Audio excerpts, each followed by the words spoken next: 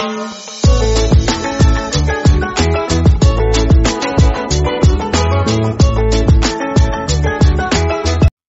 The lord. ప్రభువైన యేసుక్రీస్తు వారు ఈరోజు మనకు అందిస్తున్నటువంటి వాగ్దానం దానియేలు 3వ అధ్యాయం 17వ వచనం. దేవుడు అగ్నిగుండముల నుండి మమ్మను తప్పించి రక్షించుటకు సమర్థుడు. ఎవరైనా బంగారు విగ్రహానికి బొర్లగా పడి నమస్కరించకపోతే అతడు మండుచున్న కొలుములకి త్రోయబడతాడని నీవు చెప్పావు. రాజా, నీ ఆజ్ఞ ప్రకారం నడవని యూదులు కొందరున్నారు.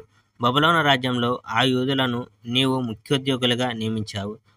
వారు షద్రకు, మేషాకు, అబేద్నెగోలు. వారు నీ దేవులను పూజించరు. నీవు ప్రతిష్ఠించిన ఆ బంగారు విగ్రహానికి తలవంచి వారు పూజించలేదు. నెబుకద్నెజరు చాలా ఉగ్రుడయ్యాడు.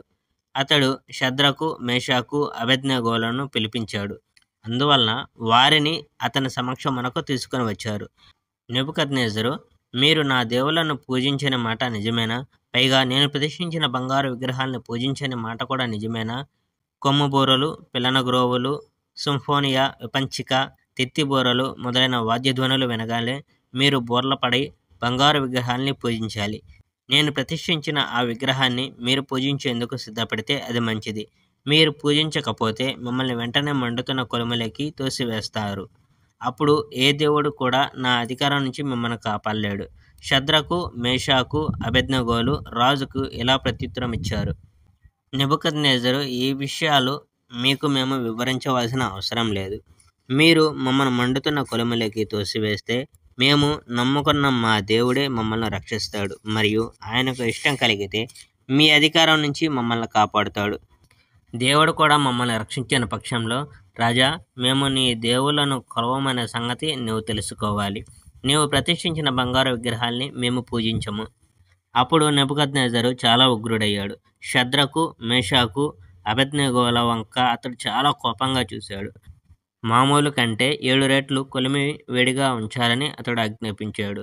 తరువాత నెబుకద్నెజరు తన సైన్యంలోని మహాబలాఢ్యులైన కొందరికి షద్రకు, మేషాకు, అబేద్నెగోలను బంధించి వేడి కొలుములోకి తోసివేయమని ఆజ్ఞాపించాడు.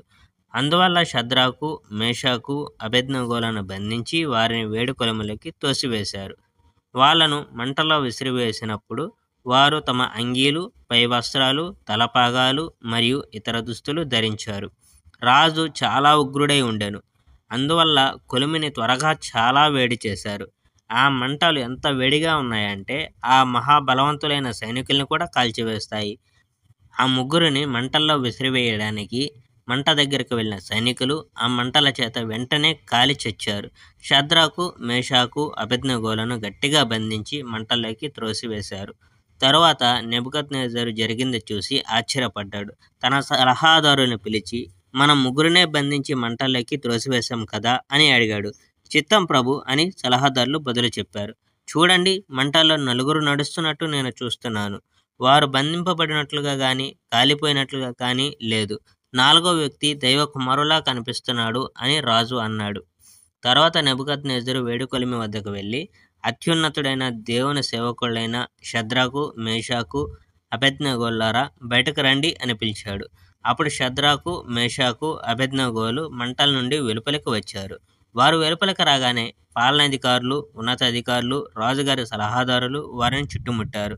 షద్రకు, మేషాకు, అబేద్నెగోలని మంటలు కాల్చలేదని, వారి దేహాలు ఏమీ కాలిపోలేదని, వారు వెంట్రుకలు కాలిపోలేదని, వారి బట్టలు కాలిపోలేదని, వాళ్ళ మీద మంటల వాసనైనా లేదని వారు తెలుసుకున్నారు. Praise the Lord. May God bless our India.